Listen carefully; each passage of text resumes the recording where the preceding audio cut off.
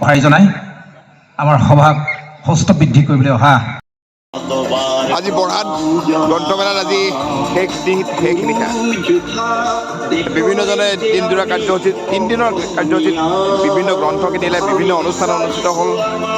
ইয়াত বিভিন্ন অঞ্চলৰ পৰা বহু ব্যক্তি আহিলে, গণ্যমান্য ব্যক্তি আহিলে, অনুষ্ঠান অনুষ্ঠিত হ'ল। এতিয়াও চলিছে, কিছু সময়ৰ পিছত মুকলি সভা অনুষ্ঠিত হ'ব। মুকলি সভাত অংশগ্ৰহণ কৰিবলৈ লাহে লাহে 2-এজন বিশিষ্ট ব্যক্তি ইয়াত উপস্থিত হৈছে। মই এতিয়া গ্ৰন্থমেলাৰ যিটো গ্ৰন্থ বাকৰিত সোমাইছোঁ, প্ৰৱেশ কৰিছোঁ। যিসকলে গ্ৰন্থ ক্ৰয় কৰিছে তেখেতসকলক দেখুৱাব খুজিছোঁ। ইয়াত গ্ৰন্থ ক্ৰয় কৰা আমাৰ সোণাৰী, আমাৰ বিশিষ্ট ব্যক্তি, সমাজকৰ্মী শ্ৰীযুত আমাৰ দেখিছোঁ এতিয়া উৎপল গগৈদেৱ। মই উৎপল গগৈদেৱ, প্ৰথমতে আপোনাক নমস্কাৰ জনাইছোঁ, শুভেচ্ছা জনাইছোঁ। সন্ধিয়া আমাৰ বৰহাটৰ গ্ৰন্থমেলাত আপুনি আহি উপস্থিত হ'ল, খুব ভাল লাগিল। গতিকে বৰহাটৰ গ্ৰন্থমেলাত আপুনি 3 কাৰ্যসূচীত আজি আপুনি আহি উপস্থিত হৈছে, হয়নে বাৰু? গতিকে আপোনাৰ অনুভৱ কি? প্ৰথমতে আপোনাক মই মোৰ নতুন বছৰ আহিবলগীয়া নতুন বছৰ শুভেচ্ছা জনাইছোঁ। আৰু গগৈ ডাঙৰীয়াক আমি বৰহাট অঞ্চলত সদায় পাই থাকোঁ, বিভিন্ন অনুষ্ঠান প্ৰতিষ্ঠান আৰু আমাৰ এই অঞ্চলৰ বিভিন্ন ধৰণৰ কাৰ্যসূচীসমূহ ৰাইজক দেখুওৱা, মাত মতা, গতিকে এই কথাবিলাক মই দেখি আহিছোঁ আৰু আপোনাক সেইকাৰণে মই আন্তৰিক কৃতজ্ঞতা আৰু ধন্যবাদ জনাইছোঁ। আজি বৰহাট অঞ্চলত পোনপ্ৰথমবাৰৰ বাবে আৰু বৰহাট গ্ৰাম্য পুথিভঁৰাল আৰু বৰহাটৰ প্ৰেছ ক্লাব আৰু বিভিন্ন ধৰণৰ সকলো ৰাইজৰ সহযোগত প্ৰথমবাৰৰ বাবে আমাৰ আজি ইয়াত গ্ৰন্থমেলা আয়োজন কৰিছে। আমি উদ্যোক্তা মণ্ডলীক কৃতজ্ঞতা জনাইছোঁ।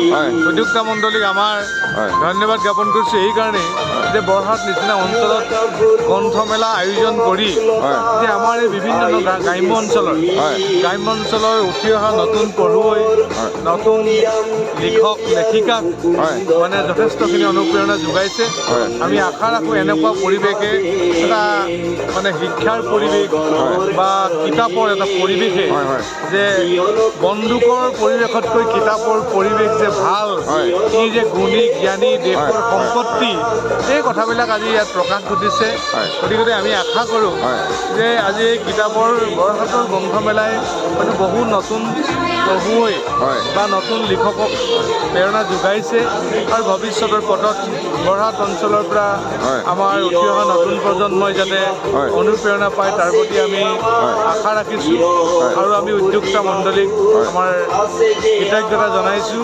এনেকুৱা পৰিৱেশ আজি প্ৰথম নহয়, সদায় যাতে ইয়াতকৈ সুন্দৰকৈ গ্ৰন্থমেলাবিলাক আনি থাকে তাৰ প্ৰতি আমি আহ্বান জনাইছোঁ। এটা কথা তাৰমানে এতিয়া যিটো মোবাইল ফোনৰ যুগত আমাৰ ছাত্ৰ ছাত্ৰী উঠি অহা প্ৰজন্ম মোবাইলটো বিভিন্ন ধৰণে সৎ কামতকৈ অসৎ কামত বেছি প্ৰয়োগ হৈছে। গতিকে সময় নষ্ট হৈছে, কেতিয়াবা ভাল হোৱাতকৈ বেয়া হৈছে। গতিকে এতিয়া গ্ৰন্থৰ জগতলৈ পুনৰ যদি ঘূৰি যাব পৰা যায়, হয়নে? সৰু চামক যদি আমি মাইণ্ডটো যদি পুনৰ ডাইভাৰ্ট কৰিব পাৰোঁ তেতিয়া উপকৃত হ'ব, হয়নে?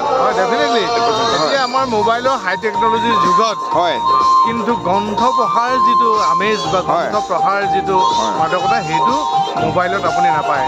মোবাইলত খন্তেক চালে গুচি গ'ল, আপুনি পাহৰি গ'ল আৱেগ। কিন্তু কিতাপখন সদায় আপুনি বোলে পুনৰ চাওঁ এই পেৰেগ্ৰাফটো কি আছিল চাব পাৰিব, যে ইয়াক সম্পত্তি হৈ আপোনাৰ ঘৰত থাকি যাব। কিন্তু মোবাইলৰ নিউজ, মোবাইলৰ মেছেজ, মোবাইলৰ যিবিলাক কথা, সেই মোবাইলৰ যোগেদি যিবিলাক আমি গোটেই ইনফৰ্মেশ্যন পাওঁ বিশ্বৰ, সেইটো আহে আৰু গুচি যায় খন্তেকৰ কাৰণে। কিন্তু এই এখন ভাল গ্ৰন্থৰ যি উপন্যাসেই হওক, গল্পই হওক, তাৰ যিটো সাৰমৰ্ম, সাৰাংশ আপোনাৰ হৃদয়তো থাকিব, আপোনাৰ ঘৰতো সম্পত্তি হৈ থাকিব। গতিকে এই কথাবিলাক আমাৰ ভাল লাগিব, আশাৰ বস্তু। ধন্যবাদ। এয়া আমাৰ সোণাৰী তথা চৰাইদেউ জিলাৰ যুৱ নেতা শ্ৰীযুত উৎপল গগৈদেৱ। সোণাৰীৰ পৰা আপুনি দৌৰ মাৰি আহিলে গ্ৰন্থমেলা চাবলৈ, তাৰ কাৰণে বহুত ধন্যবাদ। ধন্যবাদ, থেংক ইউ। এয়া লগতে বিভিন্নজনে গ্ৰন্থ ক্ৰয় কৰি আছে। আমাৰ ইয়াত শ্ৰীযুত দ্বিজেন গগৈদেৱ আছে, আমাৰ সাংস্কৃতিক কৰ্মী, বৰহাটৰ সাংস্কৃতিক জগতখনৰ পুৰোধা ব্যক্তি। গতিকে আমি গ্ৰন্থমেলাৰ বিষয়ে কি ক'ব আজি? দুটামান সংযোগ কৰক। গ্ৰন্থমেলাৰ বিষয়ে বিশেষ আজি নকওঁ। বৰহাটত এই পৰিৱেশটো দেখি মোৰ খুব ভাল লাগিছে আৰু ভৱিষ্যতে ইয়াতকৈ ধুনীয়াকৈ, ইয়াতকৈ বেছি প্ৰকাশক আহক। 4 দিনীয়া নহয়, লাগে 6 এদিনীয়ামান হওক তেনেকুৱাকৈ ৰাইজৰ উৎসাহ বাঢ়ি যাওক মই সেইটোকে কামনা কৰোঁ। আপুনি প্ৰথম পদক্ষেপটো সফল হয়নে বাৰু? সফল। গতিকে ইয়াৰ পিছলৈ ভৱিষ্যতলৈ ডাঙৰ এটা অনুষ্ঠান গ্ৰন্থমেলা আয়োজন কৰাৰ বাট মুকলি কৰি দিছে। আপোনালোক শুভেচ্ছা থাকিল দেই, ধন্যবাদ জনাইছোঁ তাত। গতিকে এনেদৰে গ্ৰন্থ বাকৰিত এতিয়া মই শেষ কৰিব বিচাৰিছোঁ মোৰ ভিডিঅ'টো। কিছু সময়ৰ পিছতে মুকলি সভা অনুষ্ঠিত হ'ব। ধন্যবাদ।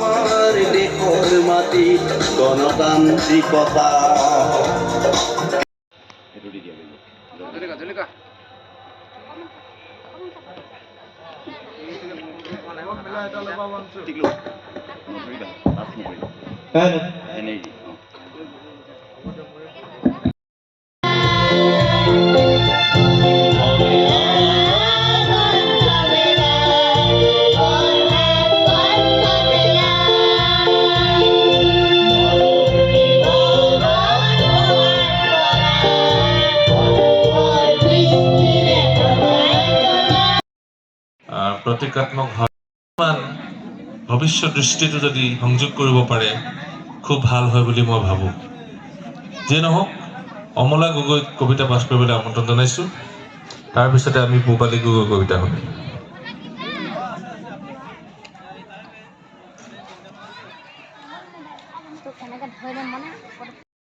তেওঁ তালৈকে ষ্টেচনত ৰেলখনৰ ৰৈ ৰৈ আকৌ সেই একেই কাৰ্য।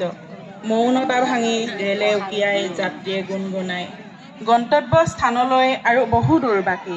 এটা দীঘলীয়া অতীত, আমি বহু কথা হ'লোঁ। নমস্কাৰ। ধন্যবাদ পূবালী, ভাল হৈছে কবিতা, লিখি থাকিবা। আৰু পূবালী মোৰ ছাত্ৰীৰ কাৰণে মই পূবালীৰ বিষয়ে জানো, মানে বৰ গুণী ছোৱালী আৰু এতিয়া গুণী বোৱাৰী নহয় জানো, বৰহাটতে থাকে বোধহয় নহয় জানো। গতিকে খুব ভাল ছোৱালী, কৰ্মী ছোৱালী। তাৰ কামৰ মাজতে যাতে কবিতা চৰ্চাও অব্যাহত ৰাখে। মৰে সময়েই খেলে পাখতিৰ খেল, জীৱনে মাথো কণামুৰি খায়। ধন্যবাদ। ধন্যবাদ বাইদেউ, সুন্দৰ কবিতা।